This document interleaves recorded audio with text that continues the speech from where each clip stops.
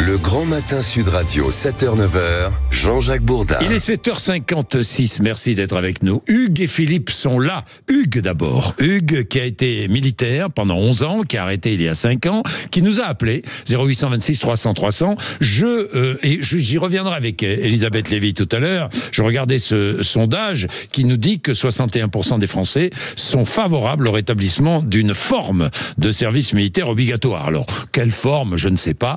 Hugues, bonjour. Oui, bonjour Monsieur Bourdin. Bonjour, merci d'être avec nous Hugues. Vous êtes à Moissac. Hein, avec plaisir. Et Moissac où on fait du très bon raisin, hein, de table, il faut quand même le savoir. C'est ça. Moi, et il est bon. Hein. J'en fais. Ah bon, d'accord, vous en faites. Bon. Alors, retour du service militaire. Vous dites les raisons de ce retour, les Français y sont favorables, sont légitimes, mais vous dites ce n'est pas réaliste, pourquoi ?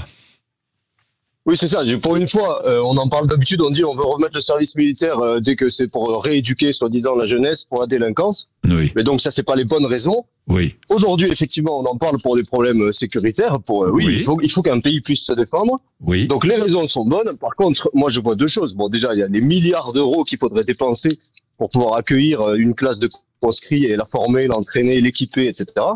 Et surtout, moi, je vois, j'ai été dans l'infanterie pendant 11 ans, je suis parti il y a 5 ans, et je suis toujours en contact avec des collègues dans l'armée, mais je suis complètement périmé. En 5 ans, les armes ont changé, les blindés ont changé, oui. les techniques ont changé. Moi, si je devais revenir aujourd'hui au régiment, je serais perdu, quoi. Et donc l'effort serait considérable. C'est ça, mais surtout la conscription. Alors et encore, on en parle pour l'infanterie, mais vous prenez des armes encore plus techniques comme le génie, les transmissions, ça doit évoluer. Je connais pas, mais ça doit évoluer encore plus vite. Et moi je dis, la conscription c'était bien quand on faisait du combat façon guerre de 40 ou guerre de 14. Oui. Voilà, on avance en ligne. Les manœuvres sont plutôt simples, même si elles sont plus dangereuses ou tout aussi dangereuses.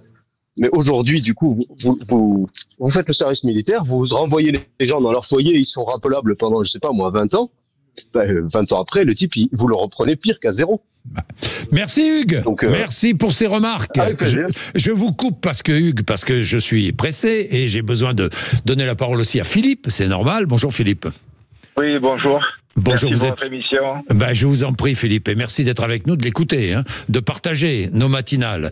Vous êtes chef d'entreprise dans le secteur du tourisme. Alors, travailler les salariés, faire travailler, vous avez entendu la CPME, faire travailler les salariés 1 heure de plus par semaine. Qu'est-ce que vous en pensez, vous Philippe ? Moi, je pense que déjà en France, il y a une charge sociale gigantesque sur les salaires et tout ce qui s'ensuit.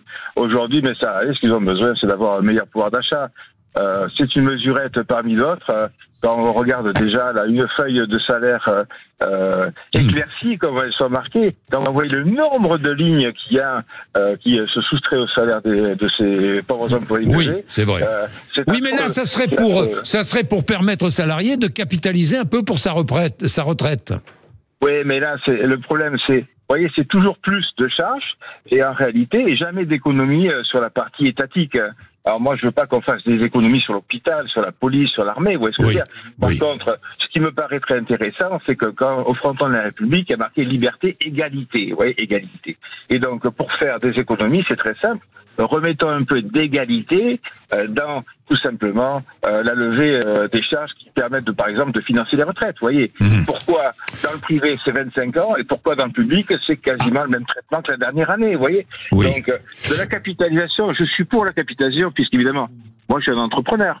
Par contre, qu'elle soit obligatoire, je suis contre. Qu'elle soit possible pour les gens, je suis pour. Que ce soit une option qui soit prise par les employés, vous voulez faire de la capitalisation, c'est oui, c'est non. Okay. Je comprends. Mais que ce soit obligatoire. Mais pas obligatoire, je comprends. Merci Philippe. Merci mon cher Philippe, merci d'avoir donné votre avis.